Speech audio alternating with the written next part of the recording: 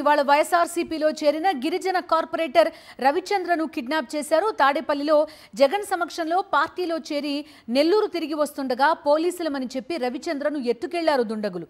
దీంతో కార్పొరేటర్ రవిచంద్ర కుటుంబ సభ్యులు ఆందోళనలో ఉన్నారు. హెబియస్ కార్పస్ పిటిషన్ వేయనున్నారు. పూర్తి వివరాలు అందిస్తారు మా కరెస్పాండెంట్ లోకేష్. లోకేష్, ఎవరు తీసుకెళ్లిపోయారని భావిస్తున్నారు?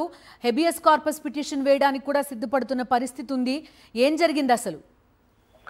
బిందు, నెల్లూరు సంబంధించి 5 మంది కార్పొరేటర్లు వైఎస్ఆర్సీపీలో చేరుతూ కూడా కూటమి ప్రభుత్వానికి షాక్ ఇచ్చారు. మాజీ మంత్రి అనిల్, అదేవిధంగా ఎమ్మెల్సీ చంద్రశేఖర్ ఆధ్వర్యంలో ఇవాళ సాయంత్రం తాడేపల్లిలో మాజీ సీఎం జగన్మోహన్ రెడ్డి ఆధ్వర్యంలో 5 మంది కార్పొరేటర్లు కూడా వైఎస్ఆర్సీపీలో పార్టీలో చేరడం జరిగింది. అయితే ఈ షాక్ ని ఓర్చుకోలేకపోయినటువంటి కూటమి ప్రభుత్వము ఒక కార్పొరేటర్ తిరిగి నెల్లూరుకు చేరుకున్నటువంటి క్రమంలో కిడ్నాప్ కూడా బరితెగించిందనే చెప్పాలి. ఏదైతే 5వ డివిజన్ సంబంధించినటువంటి గిరిజన కార్పొరేటర్ ఉన్నారో ఆయన ఓబిలి రవిచంద్ర, ఆయన తిరుగు ప్రయాణంలో నెల్లూరు వస్తుండగా మార్గ మధ్యంలో ఓ వాహనంలో అడ్డగించినటువంటి కొందరు వ్యక్తులు తాము పోలీసులమంటూ కూడా రవిచంద్రని తమ వెంట తీసుకొని వెళ్ళినటువంటి పరిస్థితి ఉంది. అయితే వారు పోలీసులా కాదా అనేటువంటి వివరాలు కూడా ఇంకా ఏమీ తెలియడం లేదు. మరోవైపు రవిచంద్ర యొక్క కిడ్నాప్ పైన కుటుంబ సభ్యులు అయితే ఒకంత ఆందోళన చెందుతున్నారు.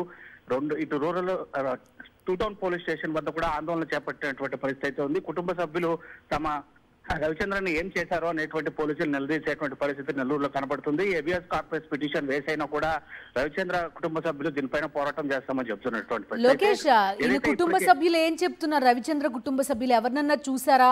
వాళ్ళకి తెలిసిన వాళ్ళని చెప్తున్నారా? నిజంగా తీసుకెళ్లింది పోలీసులు అవునా కాదా అనేది కన్ఫర్మ్ అవుతోందా? ఆ వివరాలు కూడా ఏమీ చెప్పకుండానే కేవలం వాళ్ళు పోలీసులు మాత్రమే కూడా చెప్పి రవిచంద్రన్ తమ వెంట ఒక బలవంతంగా తీసుకుని వెళ్ళినటువంటి ఘటనగా కూడా చెప్తున్నారు. అయితే వాళ్ళ పోలీసులు అయితే మాత్రం నెల్లూరుకే తీసుకురావాలి, అట్లా ఎందుకు తీసుకురావాల్సి వచ్చినటువంటి పరిస్థితి ఉంది, ఏదైనా ఆయన పైన ఫిర్యాదు వచ్చిందా అనేటువంటి వివరాలు కూడా ఏమీ కూడా తెలియజేయలేదు. పోలీసులు అయితే మాత్రం ఖచ్చితంగా అరెస్టుకు ముందు వివరాలు తెలియజేయాలి, అలాంటి పరిస్థితి కూడా లేదు. సో ఇది ఒక టీడీపీకి సంబంధించినటువంటి నేతలు చేస్తున్నటువంటి డ్రామాగానే కూడా చూడాల్సినటువంటి పరిస్థితి ఉంది. Okay Lokesh, thank you.